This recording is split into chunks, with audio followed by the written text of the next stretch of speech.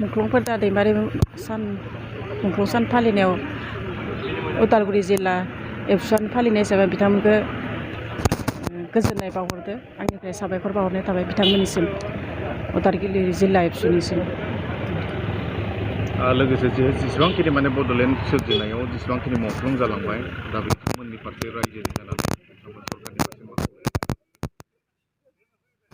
आंनिफ्राय रायजोनि जानानै बेनो जेसेबांखिनि बड'लेण्ड मुंख्लं जालांबाय बिथांमोननि फारसे जाहाथे आङो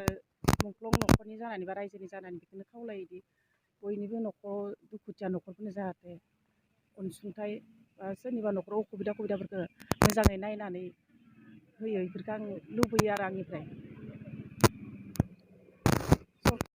जों दिनैनि बे मुंख्लं सानाव बा आंनि आफानि मुंख्लं सानाव नुजाफैनाय गासैनिसिमबो आंनि गोरबोनिफ्राय खुलुमनाय आरो सिबिनायखौ बावहरो लोगोसे जोंल' नङा मुंख्लं हिसाबै गासै बर' माहारियावनो गोबां मुंख्लं दङ मुंख्लं जालांनाय बिथांमोन दङ बिथांमोननि दुखुथिया न'खरफोरखौ जाहाथे सरकारा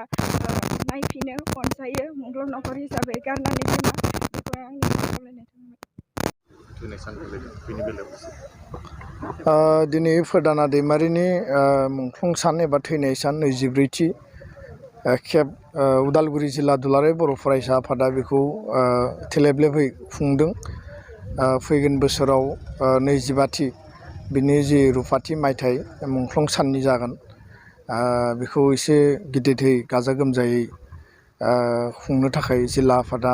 थांखि लादों। थांनाय बोसोरथामसो कभिडनि थाखाय बे हाबाफारिया खोब मोजाङै जाफुंसाराखैमोन।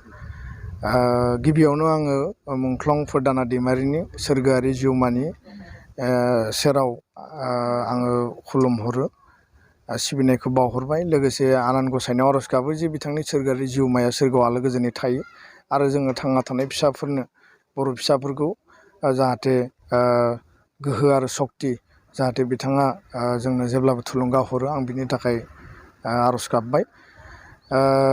गुबै बाथ्राया जाहैबाय जे माहारिनि सोमावसारनायाव बड'लेण्ड दाबि आलादा रायजोखौ लानानै सोमावसारनायनि समाव गणतान्त्रिक अहिंसा आरो सान्तिपुर्ण मास पिपोल मास रिभलिउसननि बड'फानि दैदेननायाव आन्दलन जादों बे गणतान्त्रिक आदर्शनि गेजेरजों आरो माखासे देशनि बा आसामनि सासन जन्त्रनि जिखिनि खास्रि बिसि गाग्लोबनाय बा जोंनि सायाव जिखिनि बुथारग्लुंनाय बेफोरखौ लानानै अगणतान्त्रिक भाबै हाथियारजों हाथियार बेबायदि मोनसे सिन्तानि गेजेरजों हाथियारनि सोमावसारनायबो जादों।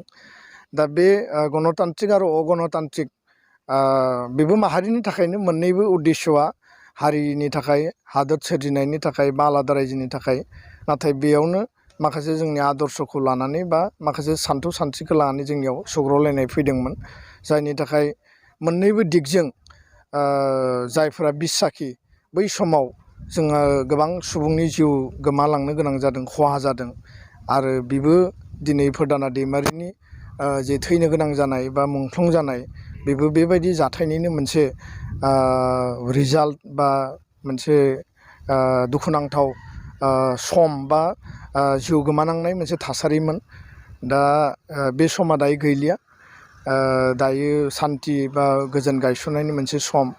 आरो जायदोंमोन हिंसा हिंसि जादोंमोन दायो जों बयबो रियेलाइज जादों जे बे समा जोंनि थाखाय बेबायदि जालायनांगौ बा बेबायदि एक्सट्रिम लेभेलसिम गावजों गाव जोङो फोजोबलायनांगौनि सम नङामोन। गासैबो दिनै रियेलाइज जादों आरो बे बेक्तिफोरा बे गेदेमा जोंनि दैदेनगिरिफ्रा बिथाङा बै समाव दरं जिल्ला एबसुनि आफादगिरिमोन आफादगिरि जाना थानाय समावनो बिथाङा जिउ गोमानो गोनां जादों। बिथांजों लोगोसे महन्त रामसियारि टंला दखरानि बिथाङाबो जिउ गोमादों। दा बेबायदि गोबां जोंनियाव दङ आङो बयनिबो मुंखौ लानो सानाखिसै गोसोआव दुखु नाङो दुखुनि सान दिनै नाथाय जोङो बेखौबो थिग खालामनांगोन बे जारिमिनाव बेयो मोनसे गोग्गानायनि सान देरहासारनायनि सान एक्जिस्टेन्सनि रैखाथि होनायनि मोनसे सान हिसाबै जों फालिलांनांगोन। भगत सिं बा नोङो सुभाष चन्द्र बस भारत उदांस्रिनि समाव बिथांमोना आत्म बलिदान होदों त्याग होदों ब्रिटिश सासननि हेंथायै जुजिनायाव आरो दिनै बर' हारियावबो बेबायदि आत्म बलिदाननि जिखिनि बिदिन्थि बे खम नङा आरो बिथांमोननि बिहोमा कन्ट्रिबिउसनखौ जों अराय जोङो माने समाजाव जोङो फोसावनांगोन आरो इयुन जोलैनो खिन्थालांनांगोन। फुदाना दैमारिनि मुङाव उदालगुरि जिल्ला एबसुआ बोसोरफ्रोमबो बान्था बावो बिथांनि बिमुंखौ गोसारहोनाय आरो जायफोरा समाज आरो हारिनि थाखाय मोजां मावदों बिथांमोनखौ मान बा मर्यादा